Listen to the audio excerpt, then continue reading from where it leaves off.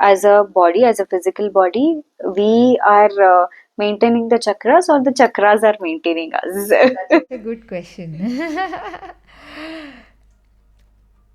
Always, when we go subtle, it is more powerful. It's very fascinating. There are chakras beyond the physical body, the Stula Sharira. So they are like inches above the head, inches away from the finger. So, like that, there are many, many chakras. So, a sick breath is a long exhalation with a sound, or a happy breath when you smell a pizza or a flower. It's a deep, joyful, incoming breath. So, breath and emotions are known to be very connected. So, right now, what happens is emotions come up like for every human being, and the breath pattern is impacted. Hey everyone, this is Meghna. Today we are doing a podcast with Ms. Priya Subramanya ma'am. She is a breathwork coach from Art of Living, and this podcast is a gist of covering how our breathing and emotions are connected. So I would highly recommend you to go watch it and take a different perspective of life, and how a simple breathing can add so much value to our emotions and change our perspective and emotions of life. So go tune in and watch it today. How are you? I'm super. Very nice. So tell me something about yourself and your childhood and how this yogic journey started for you. So, like every child who doesn't want to listen to their parent, even I was, sent to an Art of Living program, much against my wish as a teenager. But I went there because I knew a movie star lived in that building. That was my only agenda. But once I attended the program, I instantly fell in love with the presence of the teacher who was conducting it. And I realized that this is what I want to do. As a teenager itself, I was so inspired that I want to be in the space where it brings joy to other people. So that's how the journey began. And along the way, I met so many interesting mentors who guided me through the process of exploring the breath. And we did a lot of work together. And soon I became an Art of Living trainer, and I got the honor to travel across premier colleges in India and teach what I had learned over so many years and practiced. And it was so full of adventure and so much love and so much learning. And I have students of come to me in really premier colleges where I wanted to study at one point. And they've come and told me that, I've little thoughts before the workshop, and just in 4 5 days I just feel there's a newfound energy to live.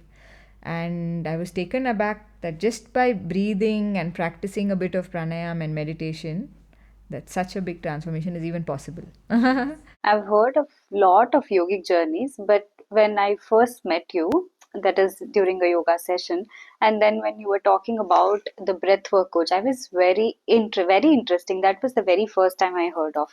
So can you tell us how the breathing and our emotions are connected, and how the breathwork works?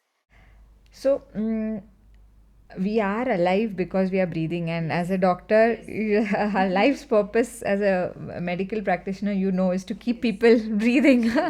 And the breath is life itself, and in Indian culture we call it prana. It's like the subtler life force. When somebody passes, we say, pran chale gaye in Hindi. So this breath, we don't use our lung to its full potential, like let's say a sports person or somebody who regularly exercises, because of our sedentary life.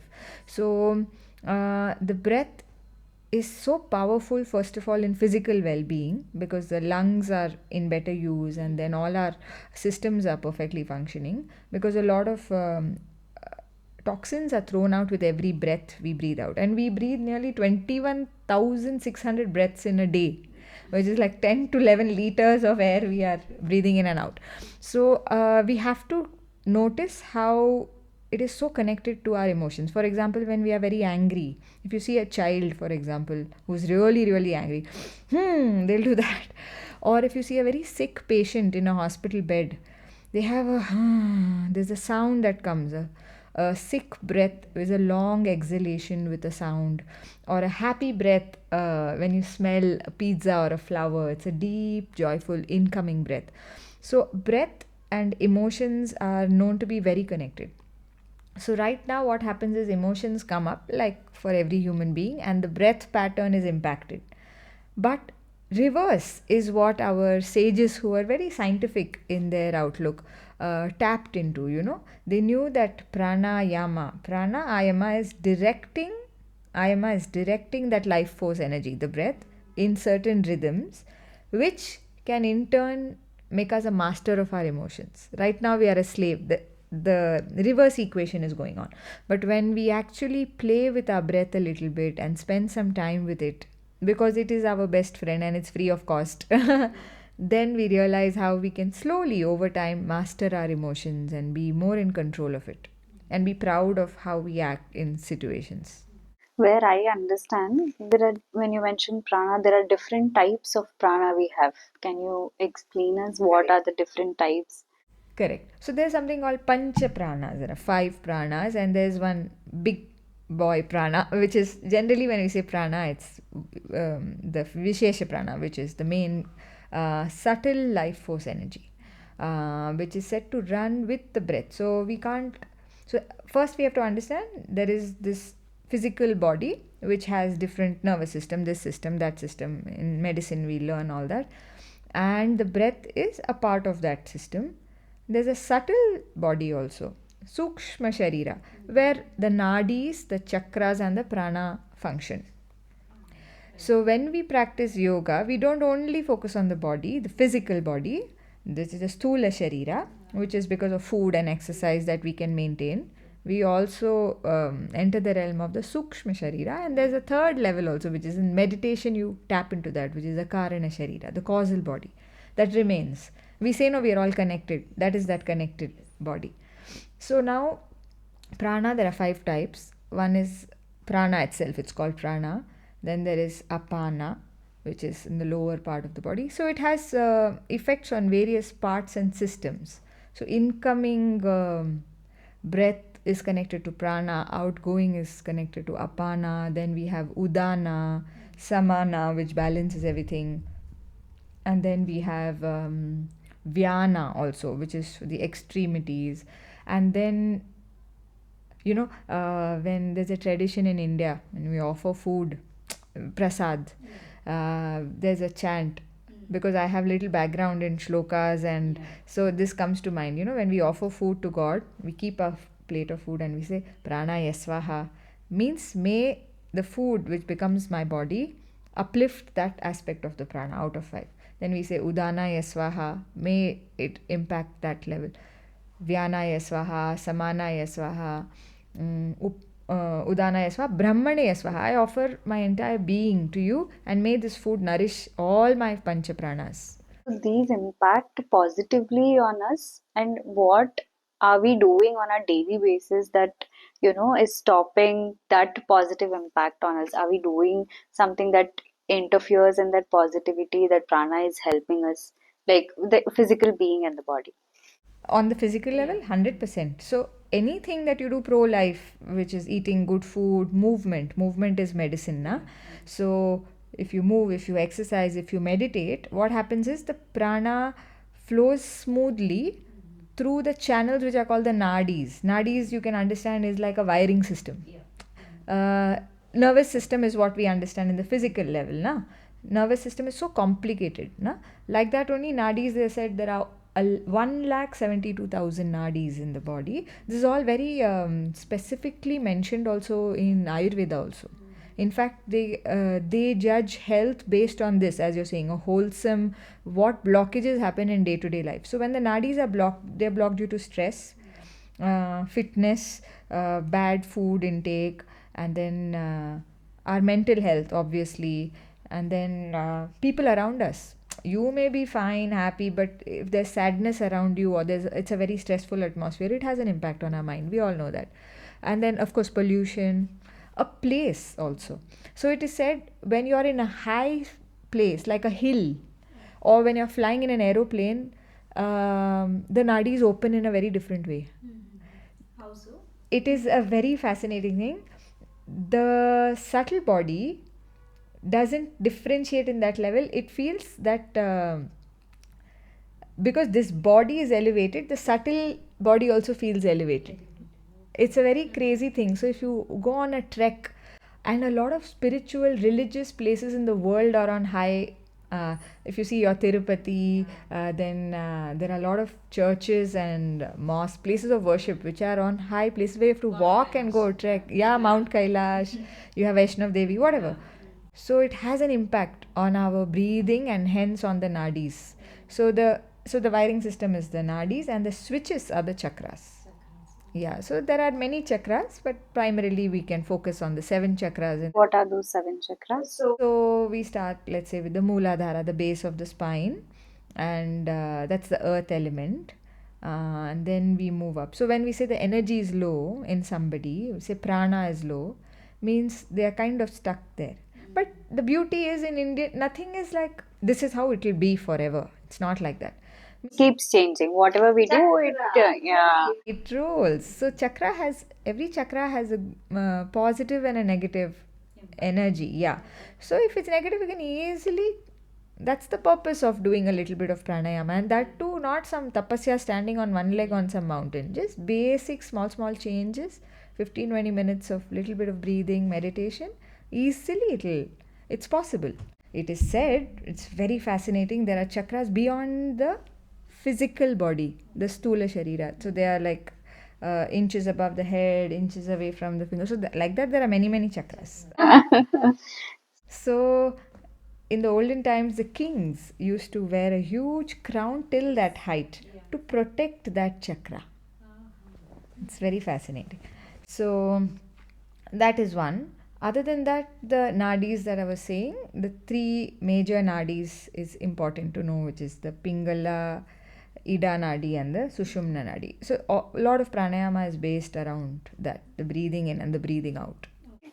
And when it comes to chakras, are they maintained by themselves? And we, as a body, as a physical body, we are maintaining the chakras, or the chakras are maintaining us? That's a good question. Always, when we go subtle, it is more powerful. For example, as I said, there is Stula, Sukshma, Karana. The subtler it is, the more powerful. For example, if somebody comes and tells you, I love you, I love you, I love you, that has its impact. But somebody in their presence, with their eyes, they can express their love. That is very intense. And a grandparent expressing their love, not even with some great words, they don't even know such fancy words to write maybe a poem to you, but just there, if they enter the room or a child enters the room, there is love in the whole space. So the subtler we go, it is more powerful in a way.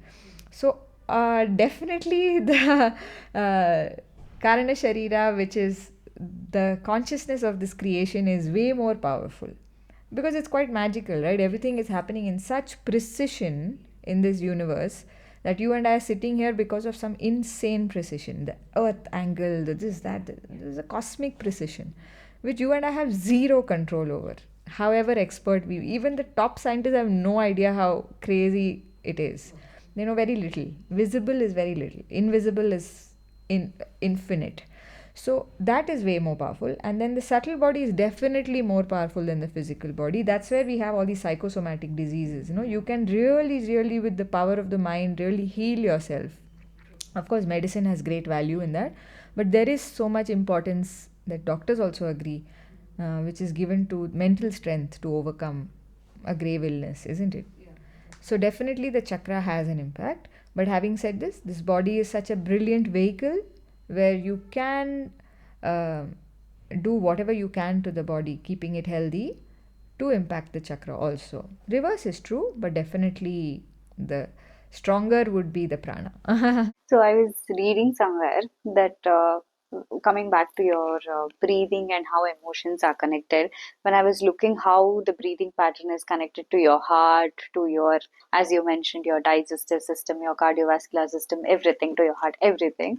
So there was also something about your breathing is connected to your past. Is that true? I mean, it was very fascinating. So I want to know, is it true? If yes, how it is connected? Breathing is so fascinating because it's always in the present. You're breathing right. When I mean the past, it's like past karma. Yeah.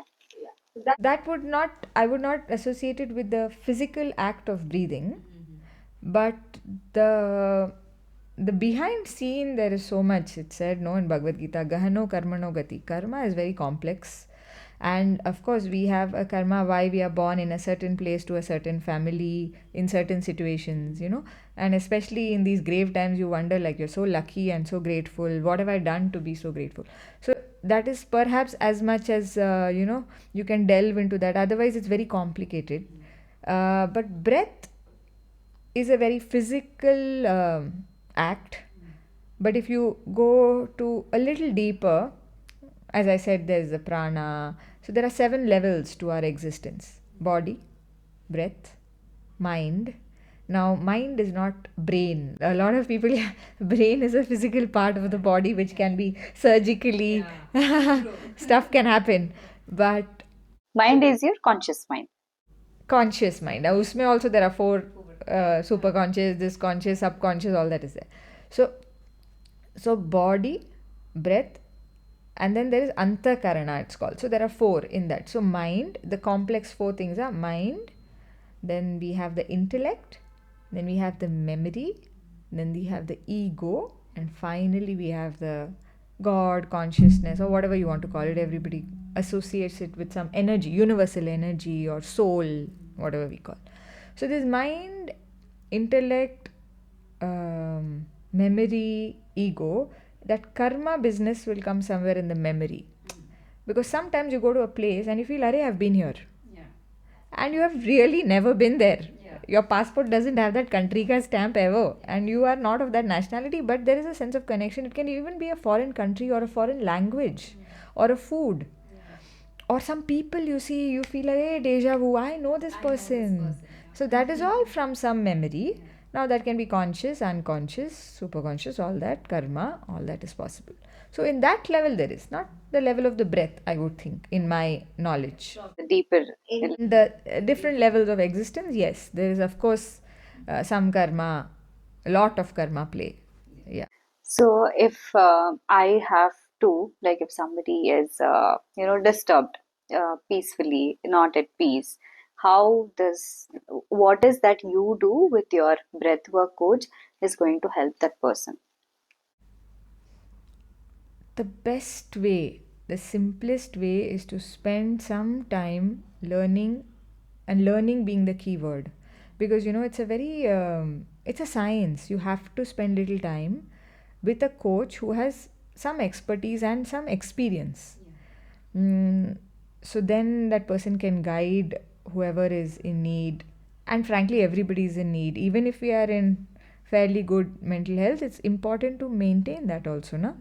So we start with a little bit of physical exercise. It can be a little subtler in Sukshma Vyayam. It can be a little bit of yoga, which is a little different from exercise because it's connected to the breath also.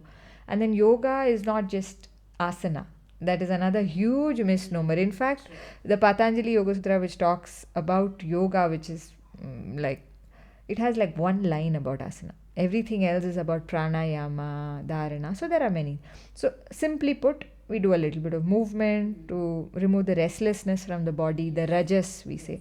And then we tackle the tamas or the lethargy, which brings a sense of sadness or grief, with a little bit of breath work, pranayama. Amazing techniques exist. It's India's gift to the world. There are so many types of pranayama, some energizing, some cooling.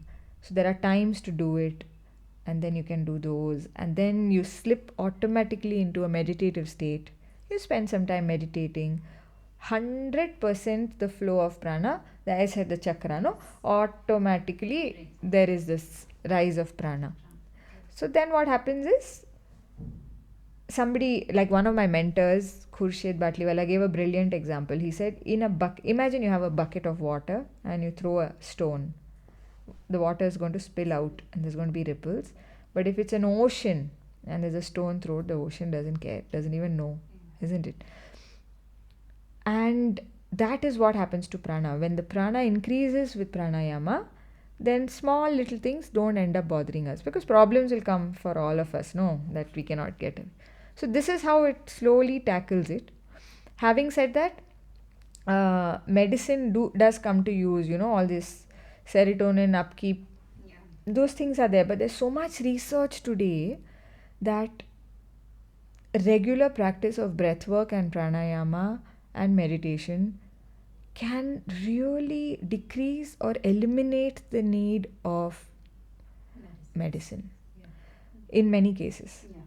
So that has to be appreciated, and we have to value it as Indians and practice it on a daily basis and see it for ourselves, no?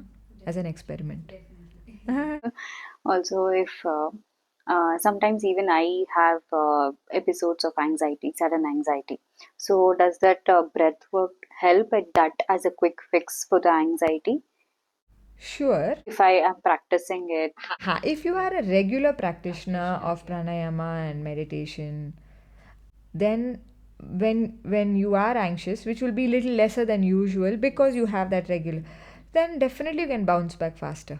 So it doesn't mean you'll never be anxious. That we are human beings, we have all gamut of emotions, na.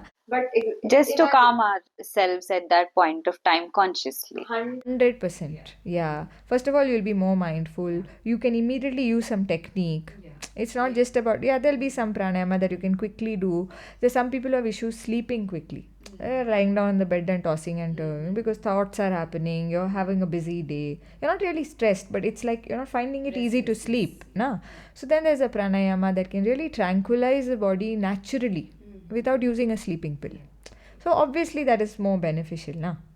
So when you do that, like the Brahmari pranayam is very powerful in taking a nice nap, calming down. Yoga nidra, there's a certain technique which really takes the body inward. So you can sleep easily. And sleeping is so important. That's another science by itself. Like that, anxiety or restlessness or fear in front of people if you have to present something. So uske liye there is, beautifully. So also a good coach is important. I'm trying to be as humble, but it is important. Now in any profession, it's nice to be mentor is important. So I'm very lucky, Baba, that in my art of living journey, I've been mentored by just fabulous people who practice the techniques and have noted changes in themselves, and that's how the Sudarshan Kriya and whatever else that I practice really has a very profound impact, very visible impact. Mm.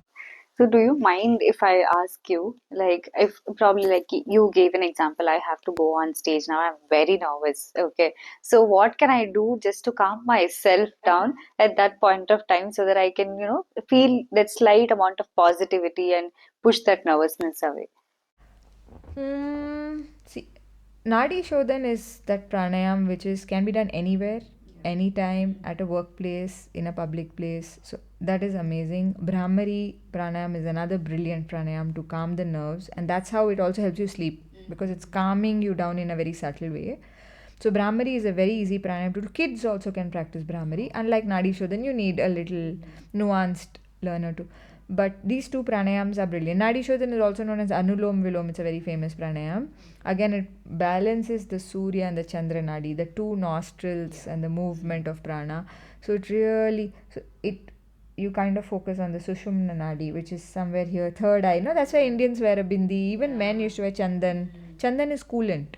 So it cools. So this point, this chakra, Agnya chakra, is for focus and anger. I said it's a chakra, no. The positive aspect is focus, and the negative is anger.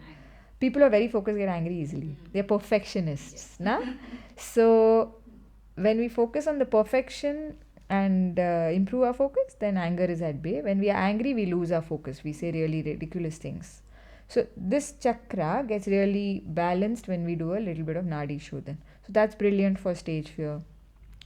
And then there are some techniques which I can't reveal like that. You have to learn it properly. Then definitely Brahmari is a brilliant technique to calm nerves for children before an exam or before speaking in front of people. Na? Practices. Yeah. But they have to be learned and practiced regularly. And can you give us some tips how to start into the process of meditating?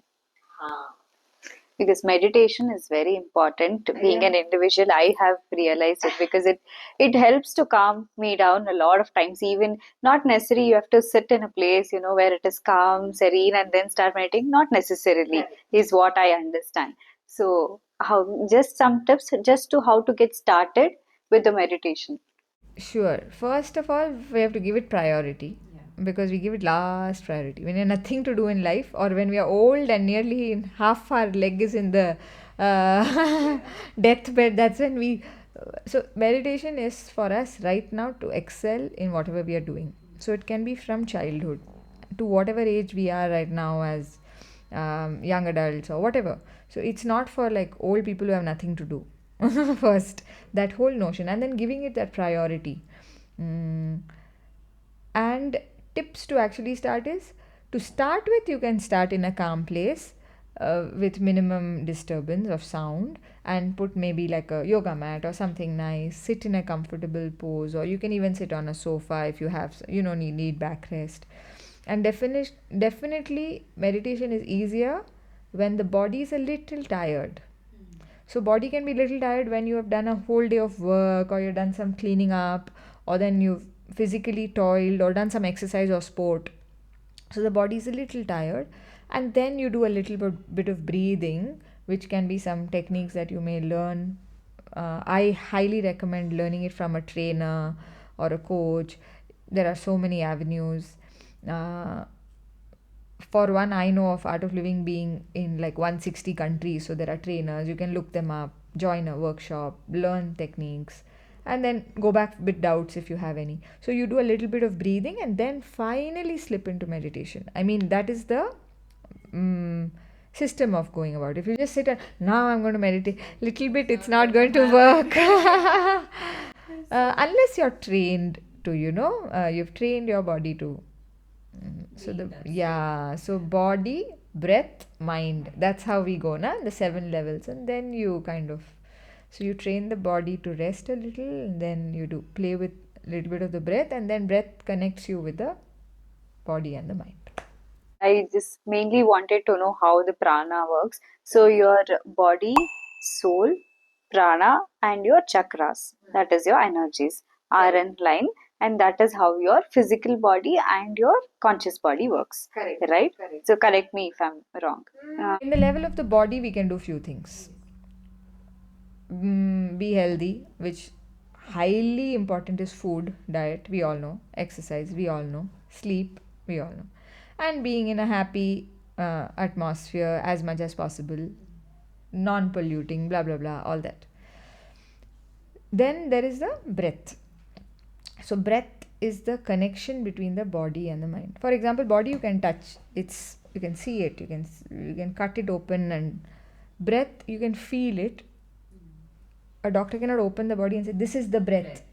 So it is there, you feel it, it's warm, it's long, short, all that, but it's subtler than the body. Mind, you have a mind, but you don't know where it is, you can't pinpoint it. It's inside the body, outside the body. These are all questions to ask, and you know where it is. It is said that it envelops the body. So that mind, or man jo bolte hain. So how to train the mind is where all this, the whole, handling emotions and all comes in. So that's why keeping the body fit with all the things that we discussed, breath, keeping the breath fit and paying attention, which is through pranayama and exercise and breath work. And third is mind, meditation. So when we figure these three things out, then I think we are done. And we don't need to spend too much time. Like food, we eat 3 times in a day. Correctly, we have to eat. Exercise, we do once in a day. Sleep, we do those 6 to 8 hours in a day. So there's a time for everything, and keeping it clean. Just because bathing cleans the body doesn't mean you bathe for like hours and hours. Same way, because meditation cleanses the mind, you don't have to meditate for hours and hours. You do 20-30 minutes a day, more than enough for the day. So these small things, if we manage in a day, we giving priority to the food, a little bit of pranayama, meditation, 99% of the masala is sorted. All the other unforeseen circumstances, that your regular care will, like for a person who exercises regularly, an injury is they're lesser prone to an injury. So, if a really bad situation comes in front of us, which we all unfortunately have to experience some big boulder of a situation, because of our mental training for so long, we'll be able to handle it better, slightly. That's the whole crux of it. But these days, every other person has mental health issues.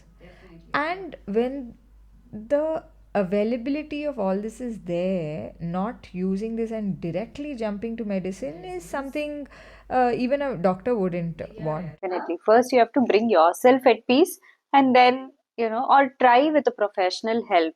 It may be your medical help or your, internal help. Definitely, yeah.